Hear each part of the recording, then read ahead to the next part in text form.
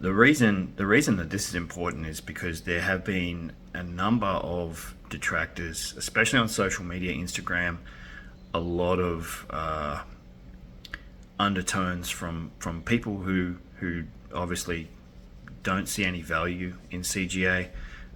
Quite clearly they're wrong. They have been hands down the most valuable card grader in Australia. The test of time has been what's proving that. So CGA versus PSA. In the market, we're going to examine Pokemon, specifically Charizard sales in the last 2 months. We're going to have a look at which one does better over a specific few cards, and show you some examples. Let's jump straight into it.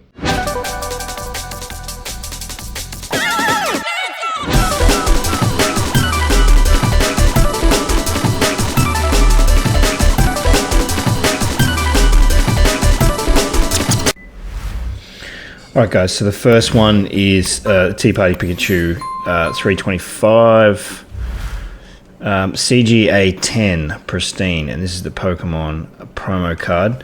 I just want to point out that I couldn't pull 130 point for CGA. It just would not load up no matter what I typed in. It kept giving me CGC 10s.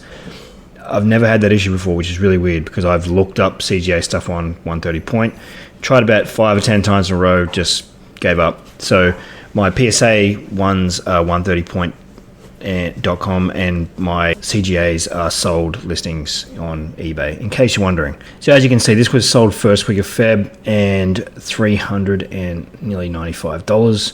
I'm going to load up and show you what the PSA results were for the same card. Okay guys, so you can see there's 4 sales. We have a best offer accepted. We have a 100, close to $100 US, a 143, and a 210 Australian dollars, which all fall very short of the nearly 400 for CGA.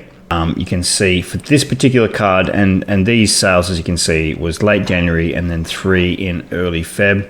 Little bit of fluctuation, but generally not as high. Simple as that. So this is sort of a middle tier card for Pokemon. The numbers can get pretty high. They can get into the thousands. So the next one is a 2016 Pokemon Charizard EX Evolutions Holo 101, and this I think is the full art CGA 10. So as high as it can be graded in the CGA, it is. And this was sold on the second week of February. $655. That was at auction, 3 bids. So it must have started high, escalated pretty quickly. $655. So pretty high value for a CGA 10. We'll have a look at the PSA. As you can see here, there's four sales across late January, early February. So about a week before that one sold, and 123 US, 121 US.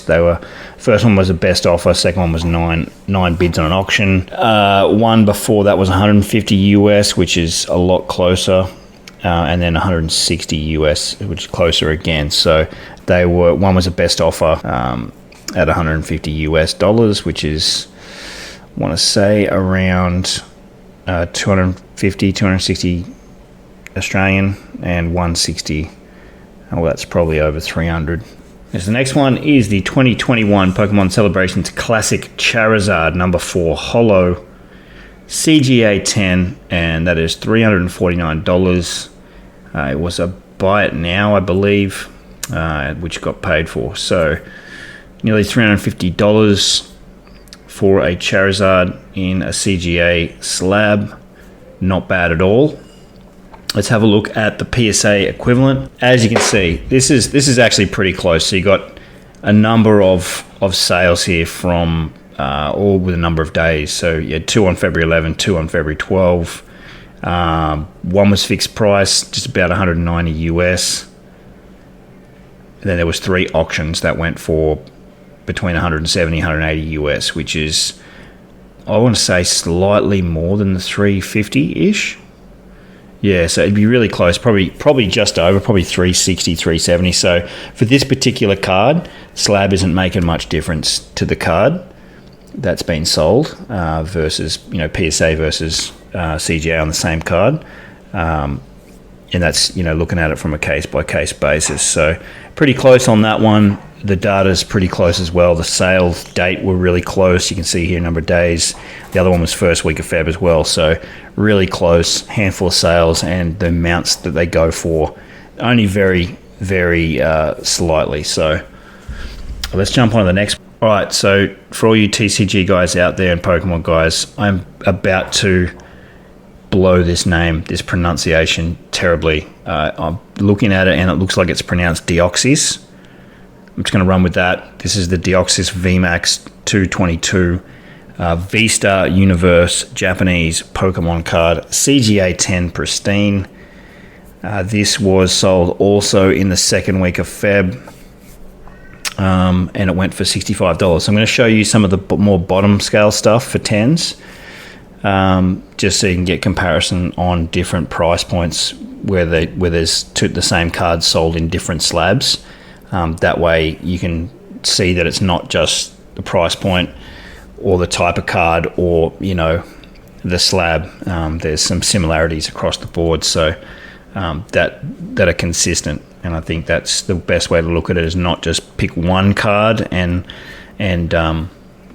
or one price point between the two slabs, real top end Charizard. You need to look at the bottom ones, not just the top ones as well, and the middle, just to see if there is consistencies in the pricing. And so far, I'd say for the best part, we're sort of seeing that. So let's have a look at the PSA equivalent of this for recent sales. You can see here there's been 4 of these sold across December and January. December, November, January. Couldn't find any more recent than January the 20th, which is about probably 2 weeks short of that Australian sale. They were all 4 were auctions, and they fluctuated from anywhere from $20 through to $25. So that is, I think I looked it up, it's about $40. So a little bit short compared to the CGA price, by about $20, $25. So that's at a lower end of things. So this card in the US sold for about $40. In Australia, sold for $65.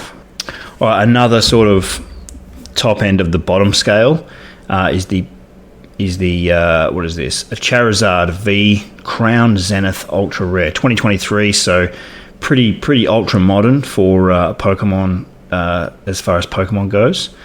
And this is a CGA 10 Charizard, and this is $59.99. So this was sold in the second week of February this year for $59.99. So that's one thing to note there as well. And we'll have a look quickly at the PSA, and we can see a number of sales here. So not much fluctuation in price from December through to February. You're looking at about $8 US difference. So price pretty steady over the 2 months, and it got up to $40 US, which is about $60 Australian. So pretty close, pretty on par. One was the best offer accepted, the top one, and the 3 others were auctions there as well. So pretty steady for that one, and pretty close across the board, to be honest. All right, now this one might surprise a lot of people. Now this is a 99s. This is a classic Pokemon card, the Charizard First Edition Shadowless, graded CGA in excellent condition. So you can see there that people are grading First Edition Pokemon, which is probably the most famous set, I guess, for TCG. I could be wrong, and I don't want to make a fool out of myself for saying things that I really don't know about, but it's the one that I know more of out of any of the others. So at 7,100, that is definitely nothing to sneeze at. 46 bids, that was auction. A lot of people would have bidded on that. Whether or not they were buying it to crack and resub to an American top end like Beckett or PSA or even SGC, that's yet to be, I guess, seen, or whether or not they just took it as it is. But that was first week of February, so it's very, very recent. and it went for over 7,000. Interesting, I noticed this card had been sold, this exact card, because the serial number was the same, had been sold I think 2 or 3 times over a number of weeks, and each time got a lot of bids, and it went there was a bit of fluctuation. I think it went low, then went high, and then went higher again, something like that. But it just shows you that people are prepared to pay thousands of dollars for CGA slabs. So those who want to talk about the market and what's valuable and what isn't, well, there's data now out there like this where you can actually look it up and find out the truth, which is what we're doing right now. Let's have a look at PSA. All right, and you can see here that this was also an Australian sale, but obviously an American company had graded this one. PSA, this is a PSA 5, so it was a CGA 5 and a PSA 5. I wanted to compare the two. There were no 10s for CGA for that one. I don't know if there was any PSA 10s for the Charizard. Not sure, but went on, equivalent to equivalent. And the PSA had more bids and sold for a slightly higher price point, so $8,500 compared to $7,100. So about $1,400 difference, which is, I guess, significant. Not over the top significant, but you can see as it gets higher and higher in price, that's where the buyers are going to probably trust PSA a little bit more, just a little bit. But you can also see that CGA is starting to earn a lot more trust with the fact that they're commanding $7,000 sales now. So that's a really good comparison between those two, and you can tell there by postage that one was sold to somewhere overseas. The postage was $79.95, so and someone paid for it. So that's incredible. And obviously the 99 Pokemon Charizard Holos is a very sought after card. So that one there was probably the most interesting, I thought. The number of bids was slightly lower, and the price point was also slightly lower in favour of PSA for that particular case. But for most of the others, you could see that CGA had a slight edge and a slight upper hand. So I guess in a nutshell, you could almost say, and it's hard when you're just looking at, just a small bit of data, when you're not looking at a massive sample, just a very small niche sample, is that the more top end stuff will sort of favour PSA a little bit, just slightly, and the bottom and middle end would be more dominant to CGA, because that's just what the market is sort of dictating. But that's really interesting, and I thought putting that together might be useful for some people who are on the fence about grading with CGA and all that. Definitely send your cards in. They're very, very trusted. I've graded thousands of cards with them, probably more than any other company, to be honest. Even PSA, I've graded a lot with PSA, but CGA, definitely have my money, no problem.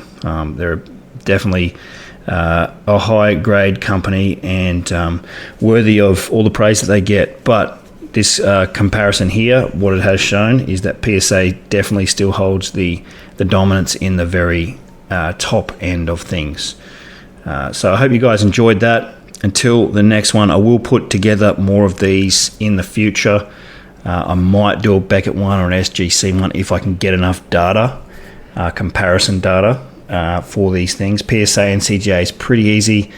The grading scale, as we all know, is pretty close. When you do crossovers, it is about the same.